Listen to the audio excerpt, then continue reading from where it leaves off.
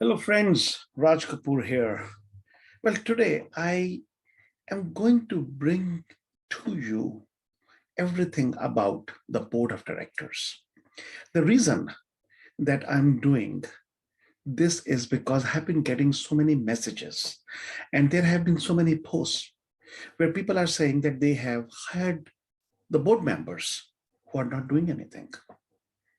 And being 30 plus years in nonprofits, I have seen that so often that it is so true that you get board members who don't serve for the purpose that they are there for.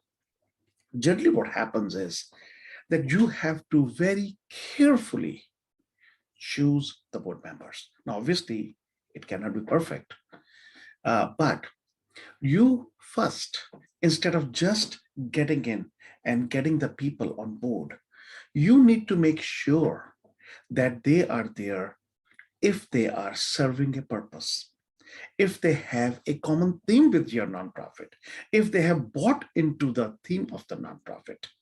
See, board of directors is a governing body of the organization. And these are the individuals who are responsible for the oversight of the organization and its activities. And they do meet periodically. They discuss, they vote on the affairs of the organization. But you know, the way in reality nonprofit organizations work is, it is generally the job of the president, CEO, or executive director, the head, to find those board members. And then those are the board members who actually become your boss. So you have to choose very carefully here. What is the purpose that you are trying to serve by getting these people on the board? Now, in the ebook, The 5 Pillars to Nonprofit Success, which I believe all of you or most of you would have read by now, if not, go to the file section and download that book and reread it. Because in there, I have a full section on how to create great boards. Getting a great board is imperative for the success of a nonprofit organization. Now, the board responsibilities, what are those? Let me just read them to you. The pre-existing passion for a cause, eagerness to participate at every meeting. These are the responsibilities that a board member should have. Willing to prepare ahead of those meetings. Most of them don't do that. Okay, anxious to serve on the committees, because you will be making different committees as your organization grows, or if it is already grown, you would have committees. And how anxious are they to serve on those committees? Ability and propensity to give financially, an important aspect. Okay, they need to be supportive, but they need to express their own opinion, and they strive to learn as much as possible.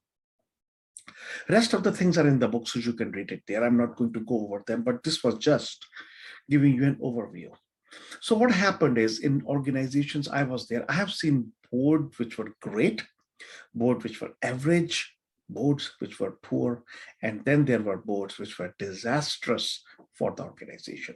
So you have to be very careful in choosing the right board members who are actually going to become your boss. So bottom line that comes in is that when you're choosing a person, see if they have the ability to either give financially themselves, or they have resources in their organization, or have connections from where they would be able to give or help you fundraise. Secondly, what is their expertise? So best thing would be to write down, these are the kind of people I need this organization at this juncture to grow it to a different level. Once you write them down, then you go and search for people. Ask your friends, ask other board members to recommend board members. And there should be a questionnaire which the board members need to fill out.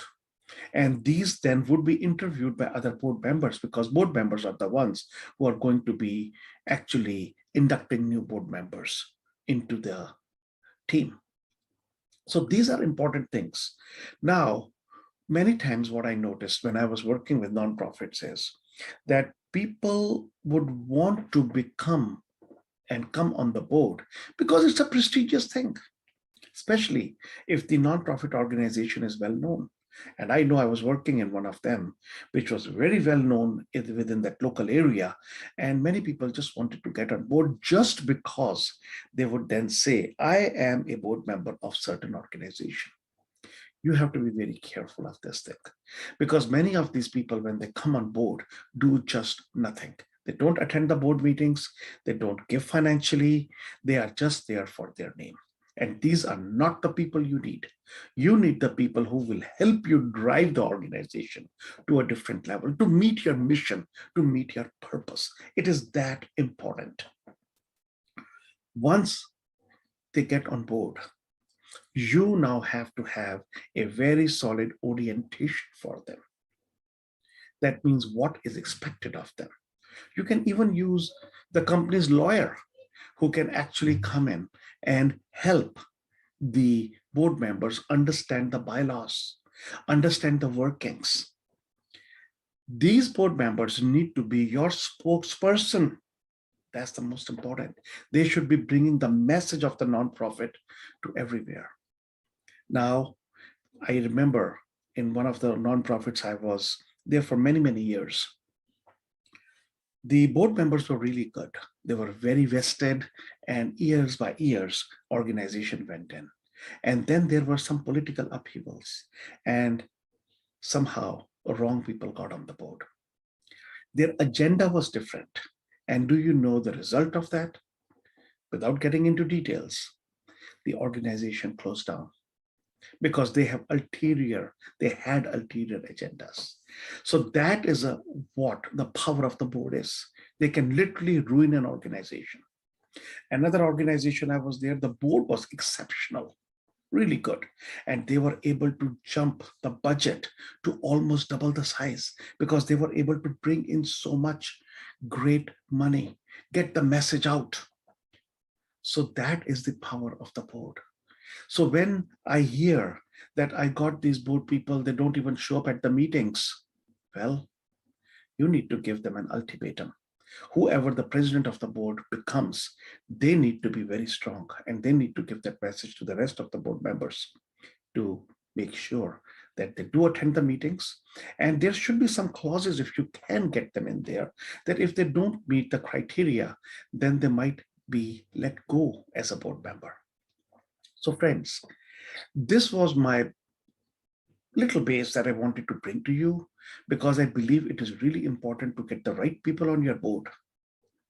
Otherwise, you could be running into a major trouble. Okay, that's how important it is. If you want to make your life easy, get the right board members. Wrong board members are going to make your life a misery. And I'm telling you, I have seen it, I have gone through it, and I have dealt through it. I'll be getting more on this as we go along. But for right now, I just wanted to bring this to you. So if you are searching for board members, if you're looking for them, be careful. Make sure you have the right people on board. 80-20, 80% right people, 20% not the right people works. Opposite doesn't work. Okay, friends, any questions, just post on the Facebook group and I'll be happy to answer them for you. This is Raj Kapoor, present here for your better future.